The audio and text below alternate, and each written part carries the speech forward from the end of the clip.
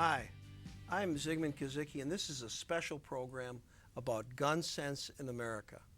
I have Kathy and Ginger here, two volunteers with the program called Moms Demand Action for Gun Sense in America. And we're going to ask them some questions, and hopefully you'll be interested in their answers. How did Moms Demand Action for Gun Sense in America group get started, Kathy? Well, as you mentioned, it's a nationwide effort, and basically it's a grassroots movement. And it got started because we started looking at the need to advocate for gun sense legislation across the nation.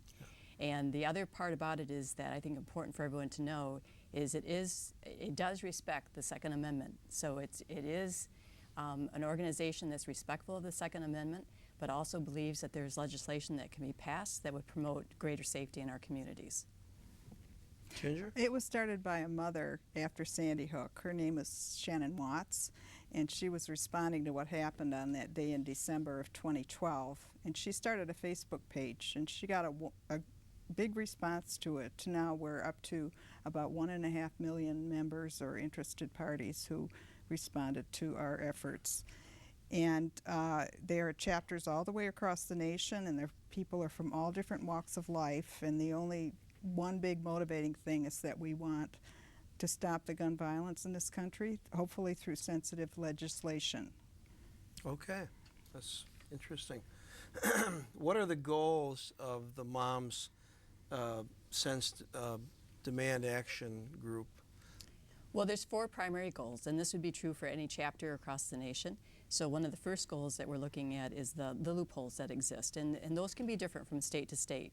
But we really want to look at the loopholes in terms of the permitting process, background check process on guns, and the goal would be to try to develop better legislation that would keep guns away from minors, keep guns away from felons, keep guns away from domestic abusers. The second goal that we have also, which I think is really unique about this movement, is we really have a component also about gun safety. And it's really about educating the public in terms of our children are at risk right now because of, if you look at the statistics, there are way too many children dying due to gun violence. And one of the factors in there is we're not being safe enough with the guns that we do have out there in our society.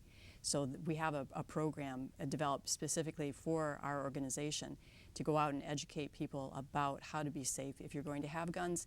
And I think the other reality is people don't realize it's not just about what's going in my own home with guns, but it's also where my children are and all those other places in their life that they might come in contact with guns.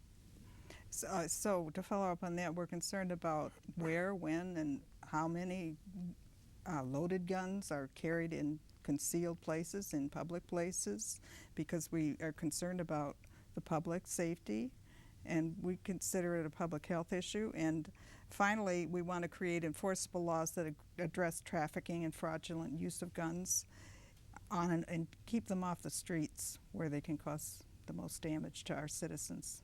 Okay. So why did you two get involved in this group? I think probably with both of us, our stories might sound very similar, and I think maybe nationwide there's similar kinds of stories. Mine's a story of being in education my whole life and watching how education, the school setting evolved in terms of we didn't used to have drills in schools in terms of student safety, and gradually those became part of our everyday life at school. And in the back of my mind, I kept thinking, well, someone's going to step forward, though, and come up with some logical, sensible legislation that's going to take that threat away from the schools.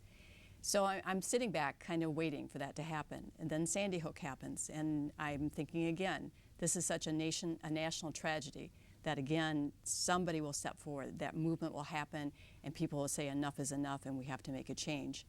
And then one day I realized it wasn't happening. You know, we continue to hear the stories, and the problem is that we react to the mass shootings that happen, but we're not even aware sometimes of what's happening on a daily basis in terms of the loss of life. And the fact that there isn't any legislation being done to try to impact that.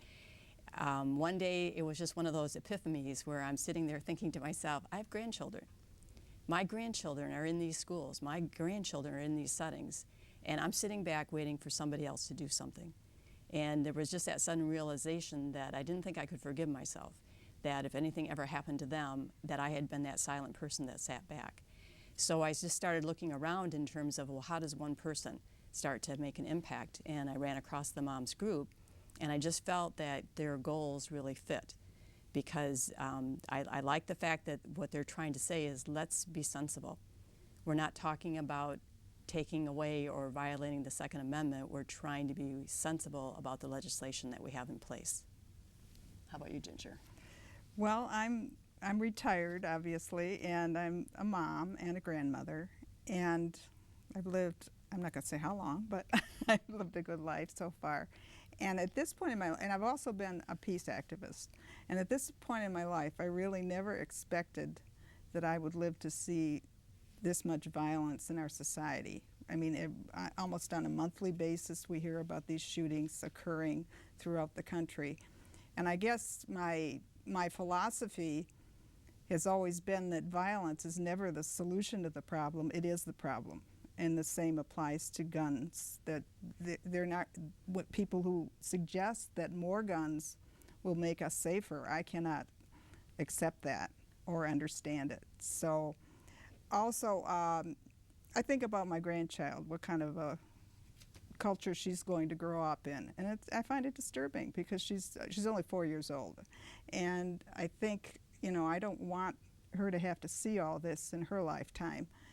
And as I said before, I do think of this as a public health issue, because when we look at the amount of people who are harmed by guns, or and there even suicides, you know, some people dismiss suicides, but if the guns weren't available to these people, we wouldn't see that number of people choosing to end their lives in such a violent way. So these are my concerns, and when I heard about the organization, I thought I'd go to some meetings, and I've been to a few meetings and got involved, and that's what happened. Okay. So what are some things that Moms Demand Action have accomplished? Oh, well, on the national level, one thing we're concerned about is people feeling free to go into places of business like stores, you know, and open carry laws in some states where you can go into any business and you can have your gun, and it makes the other shoppers very uncomfortable, I think, you know, to see somebody walking around with especially if it's a big gun, a AKA rifle or something that they're walking, and this does happen. And we've been successful in stopping this in some places. Some businesses like Trader Joe's, Starbucks, and Target have agreed to implement a policy where they will not allow this in their stores. And we've been working on some other stores as well. The Moms Demand Action have gone on Facebook to make this an issue, and we have the hashtag groceries not guns. We don't want to, you know, have to be shopping and see this going on. And we've also had petitions to stores online and other petitions, and we just want to implement some gun sense policies when it comes to these corporations.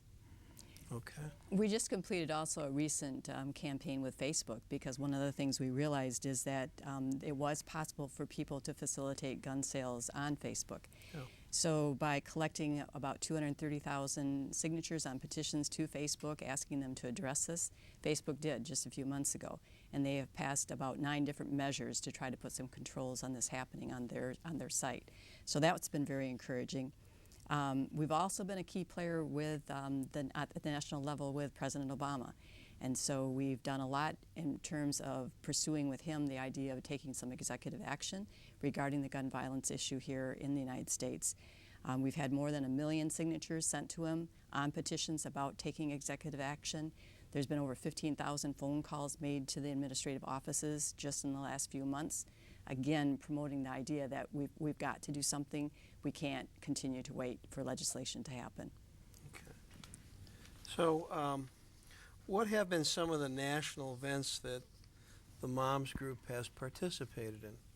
Every year there's a candlelight vigil in December, and this was started after the Sandy Hook tragedy. And originally, the first year, it was about remembrance of Sandy Hook. But one of the interesting things about it is the parents from Sandy Hook have come forward and said to the Moms Group, this needs to be a national day of remembrance for all victims of gun violence. So you'll find chapters across the nation in December doing some type of a vigil that is, again, trying to keep that memory there to say it isn't going away just because it happened 3 years ago. It's not over. We have to remember these individuals. We have to honor them with actually taking some kind of action. I mentioned, I think, earlier about our safety aspect with children being a real important goal of the Moms Group. So one of the things is they've developed something called the Be Smart program. And in the Be Smart program, it's an actual presentation. It can be made to school PTA groups. It can be made to community service groups. Any group, really, that's interested in, and it can be in a home, and you just gather together some of your neighbors. But it's interesting to me because it really is getting people to think about, I got to think my children, if I want them to be safe, I've got to think about all the places they go. And how do I have that conversation with other people in terms of, are there guns in the home? What are your rules in your home to really be able to assure that my children are safe? So it may sound like it's a very simple thing, but I think it's something we just don't often stop and think about. So that's what that program is about. And then in June, coming up here, June 2nd, we'll be having our another Gun Violence Awareness Day, Wear Orange Day. And that will happen June 2nd. And again, that's a nationwide movement. And it will have corporate sponsors. It's a Wear Orange, that's the symbol for it. So you'll see in some large cities there's going to be efforts made to actually turn parts of the city orange. Okay. So how would someone learn more about the Moms Demand Action organization or become a volunteer with the organization? One thing we did want to mention, though, what we've Yeah. talked about so far has been all of the national efforts. And what's unique about it is that because laws will vary from state to state, there's also some very specific things that go on locally. And so Ginger was going to talk Yeah. a minute just about some of the efforts here, right here in the state of Michigan. Okay. We have two bills pending in the state, one in the House Bill 4795, and what this has to do with is that gun lobby groups want the right to sue local governments, municipalities, for if they basically enforce gun laws that are, if they say they don't want people walking around open carry in their communities. If they choose to enforce those laws, they want the gun lobby groups to have the right to sue the municipality, which could be costly to some of these small municipalities in the state. Okay, the other bill that is pending is Senate Bill 442, and that's the bill that would allow concealed weapons in very sensitive places like schools, college dormitories, and sports arenas, bars.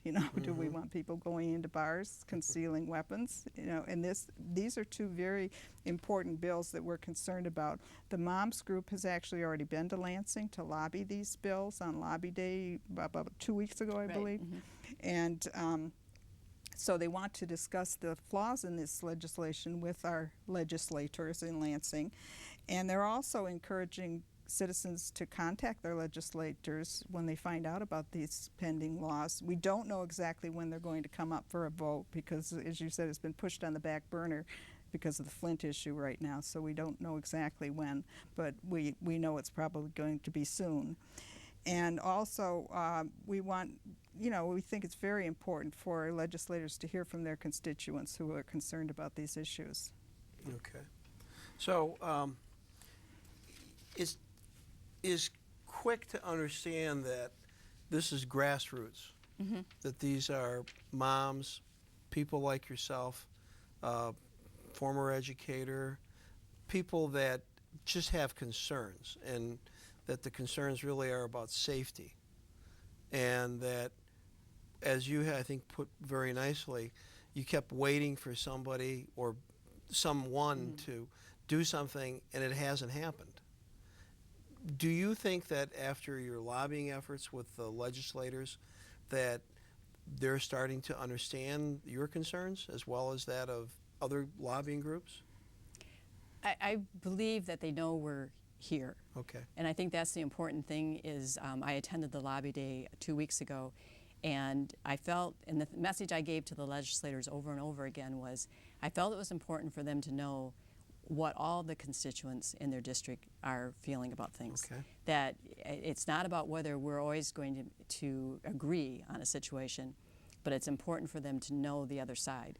And so I do believe that we are getting legislators to listen to that.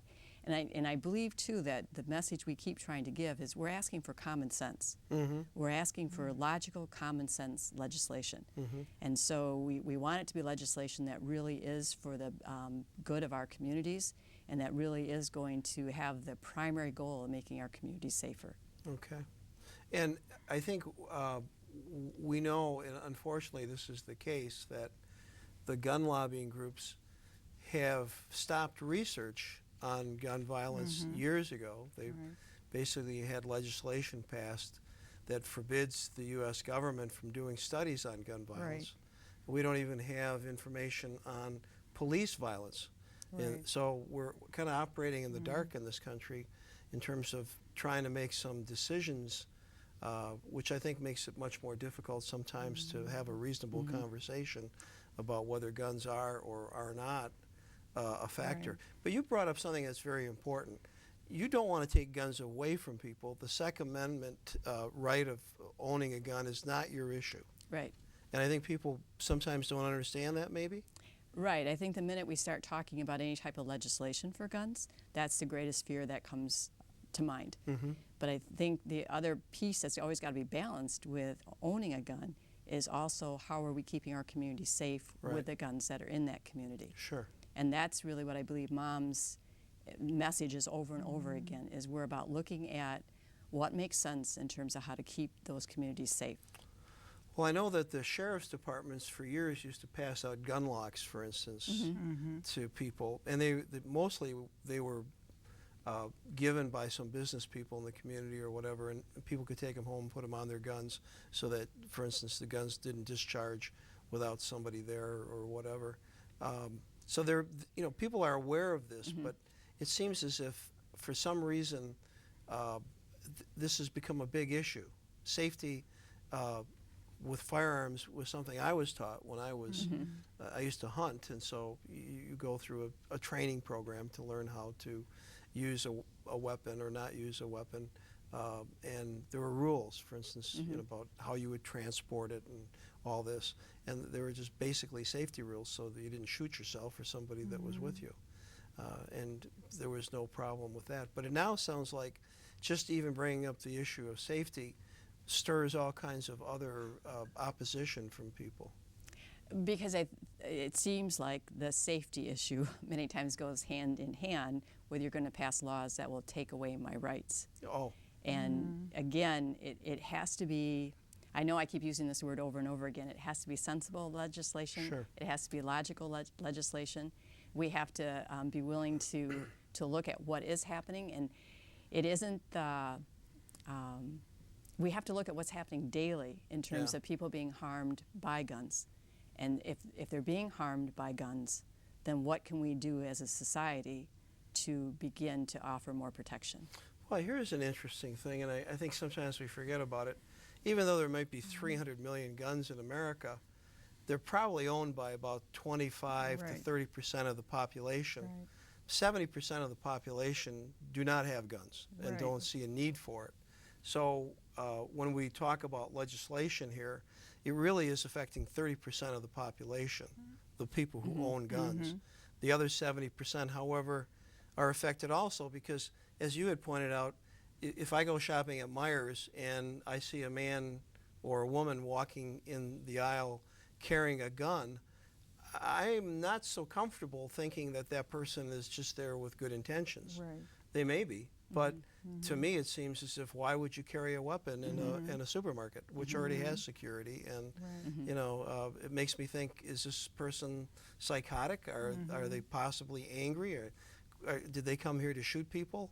I mean, it doesn't. To me, it makes me unsettled. Yes. And as an educator, I don't think I'd want any of my students in the classroom with a gun. No. And I certainly wouldn't want to carry one myself. So I have some feelings about this. I'm sure other people do too. Well, you brought up something I think that I had not thought of as much as I thought. it's where our kids also go that matters. Right. Even if we have a safe Right. house, That's the right. neighbor could have 8 guns laying on the couch when they go over there to watch and play video games. And it's possible that the neighbor steps out to take the dog out for a walk or something, and the kids decide to pick up the guns, and maybe Right. one of them's loaded. And then what Yeah. happens? And we hear this all the time. We hear stories about it. And we have them on the Facebook page too. We hear stories about Yeah. these things happening to children, toddlers even. We've had stories of toddlers. And they're innocent occurrences. Yeah. Nobody meant for anyone to be Sure. harmed. Yeah, But you have an item there yep, that if it's not used correctly, yeah. can be very dangerous. And so Well- that's where the safety portion comes in, is really helping to raise the awareness on everyone's Yeah. part. Well, I think it's pretty clear that a gun really has one purpose. Yes. I mean, you don't have to guess what that is. Right. Right. And it's not, I suppose some people collect them because they have some artistic or historical value or whatever, but a gun really has one purpose, and that's to kill something. And, you know, we should be careful about where we put things that kill other people or anything in that matter. So let me ask you this question. What would you say to someone who is interested in your group? I would say to somebody that, just like myself, that you finally have to just reach that point where you're ready to say, I need to do something. And I would say to them, I think this is a good group. You know, I would encourage you to look on our website. If you just go to momsdemandaction.org, it has information about the background of the organization. It talks about how to join the organization. So I would say to anyone, you know, research it first. You know, see what the facts are out there, see what the organization is doing. And if it seems like it's a good fit, then I would really encourage you to find a chapter, and you can do that again right on that site, the momsdemandaction.org site. If you go in to say, I want to join, it will take you right to the closest chapter in your area. Okay. And the other piece that's really nice about it is this is a big effort. This is a big thing to try to impact this. So there are roles for everybody. You know, we have people that are presenters for the Be Smart program. We have people that just simply call individuals and welcome them to the chapter and encourage them to get involved. We have event planners. We have lobbyists, you know, people who go on lobby day. We have people who write letters to legislators. So there's a niche, I think, for anybody who's interested in addressing this cause. And I would just say that it does feel good to feel like I'm doing something. That at least I can say I'm not sitting back and I'm waiting for somebody else to step forward. That I finally reached a point where I realized I could be effective too. And I guess, Ginger, you had brought up something that you're a peace activist. And so you approach this from a standpoint of a whole different way of looking at how to settle disputes or Yes. things. You want to talk about that for a little bit? Well, yes, I do believe in nonviolent conflict resolution, basically. Okay. And I think that it disturbs me that our society has moved toward this point where we think that the only way of resolving a conflict is through force and violence. And I guess I've never really thought that way, and I've never really felt that way. And it's important to me that, as you said, a gun is an instrument of violence. It's an instrument of death. And you know, of course with the hunters, it's animals, and that's one thing. But we're talking about what's going on with human beings in our society, and it's very disturbing that we've gone in this direction. Because, as I said, when I was younger, I never thought we would be here at this point in my life. If I lived as long as I have, I never really imagined this kind of a world where people would be advocating for this much violence. Well, you know, one of the things I thought of is if you live in a rural area and you're going to go hunting for game, guns make a lot of sense. But if you're living in a city, there's no game to hunt there. Right. There's just people. And so anybody who owns a gun in the city is intending to shoot another person, basically. I mean, that's the script right there. And if you have the means, you're certainly more likely to do it. Now, just let me ask you one more question. What has been the response from the police and other people who are basically entitled to carry guns because they're peace officers, basically? how have they responded to this? I think I it think varies from yeah. community to community, and so I can't say our chapter is fairly new. So our chapter started a year ago. Christian Bearden in Bay City got the chapter going. So I really can't say that we've done a lot of outreach ourselves with the police. I think we've been more focused on just trying to get ourselves organized and looking at the state level in terms of legislative issues that are happening. Okay. But I know definitely that that's an audience that we need to do more reaching out to. Because the idea is for any group, we need to work together to solve this. Okay. Well, we're going to wrap this up, but if you're interested in this group, which is Moms Demand Action for Gun Sense in America, please contact these people or go to the website. And if you're interested in actually what I think is a really great idea, Gun Sense, and the more reasonable safety measures that go with that, talk with your legislators, make a visit to your community municipal people and talk to them about what they're doing to protect you and what they're doing to also make sure that you're comfortable so that they understand your point of view and they're not just hearing the point of view of people who are gun advocates, I guess, who really are loud and get a lot of attention because they can certainly organize in a way to do so. So thank you, everybody, for spending time with us in this program. I know some people are going to disagree with this message, and that's fine. That's why this is such a great country. But I think one of the important things to keep in mind is that there's a vast majority of people, about 70% of the people in this country, who don't have a need for guns and are really saying to people who do have guns, hey, use those things in a sensible way and don't impose those kinds of threats to us because we're just trying to get along with you as you're trying to get along with us. So thank you for listening in and watching this program, and we'll look forward to hearing your comments. Thank you.